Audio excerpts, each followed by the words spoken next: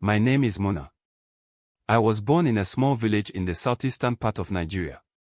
Where I come from, people still believe in the old ways.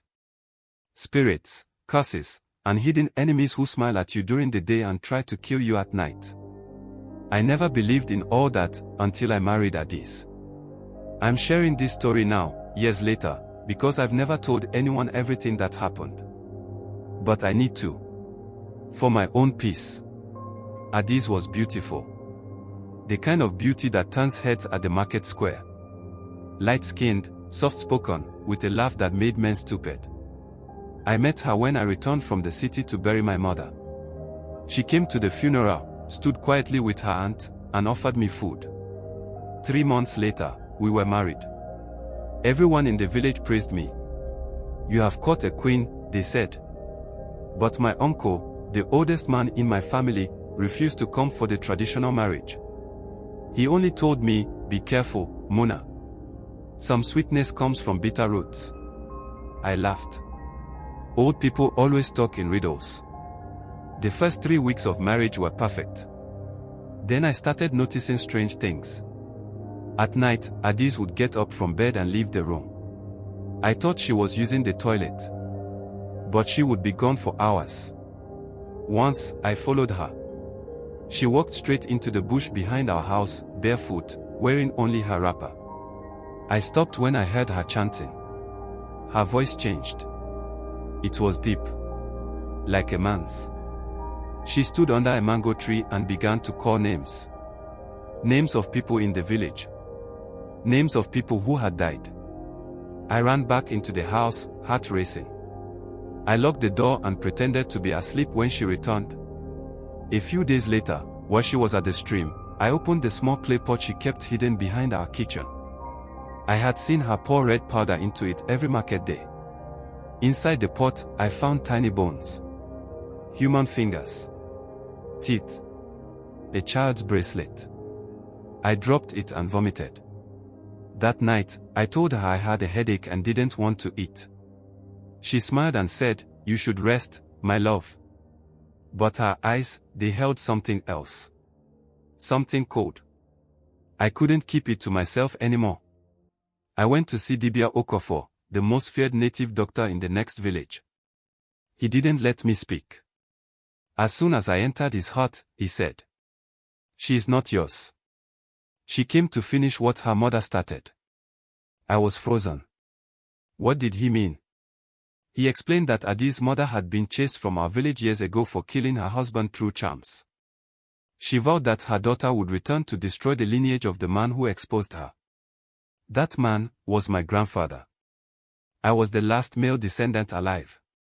When I returned home, Adis was waiting at the door. "You went to the Dibia," she said calmly. I didn't answer. "You think you know the truth, but it's too late now." Her voice turned into something else. It echoed. My ears rang. Then, right in front of me, her face twisted. Her eyes turned red. Her skin crawled like it was alive. She opened her mouth, and her tongue split in two. I ran. I ran to the village square, screaming like a madman. People came out. She didn't follow me. The elders gathered. They called her family. It was revealed that Adis was trained from childhood to marry into our family and end our bloodline through spiritual means. They called it the vow of night marriage. Her spirit husband was a demon, and I was never meant to live long. The villagers took her to the shrine. She didn't fight. She laughed all the way there. She confessed everything. I still hear her laugh sometimes when I sleep. The elders didn't want to kill her. That would make things worse. So they called upon the oldest Dibia from the north, an old woman named Mama Uche who was known to undo night marriages. For 3 days, I stayed in isolation while Mama Uche prepared the ritual. I couldn't eat or speak to anyone. On the 4th day, they brought Adis, tied in chains made from palm leaves and cowries. The ritual was terrifying. At one point, Adis' body shook like she was being electrocuted. She screamed names that didn't belong to this world. But Mama Uche stood firm, calling down every spirit that tied us together. At dawn, Addis collapsed. Not dead, but changed. Her powers were gone. The demon marriage was broken. She looked at me with normal eyes, weak and full of tears. She whispered, "I'm sorry, Muna. I was born into darkness. But now I can finally rest."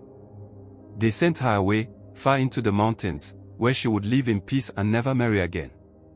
After the ritual, the Dibia gave me one instruction: plant a tree where her pot of bones was buried. I planted an Ojirisai tree, the tree of protection, and every year, I pour libation to the ancestors there. The strange dream stopped. The red powder never came back.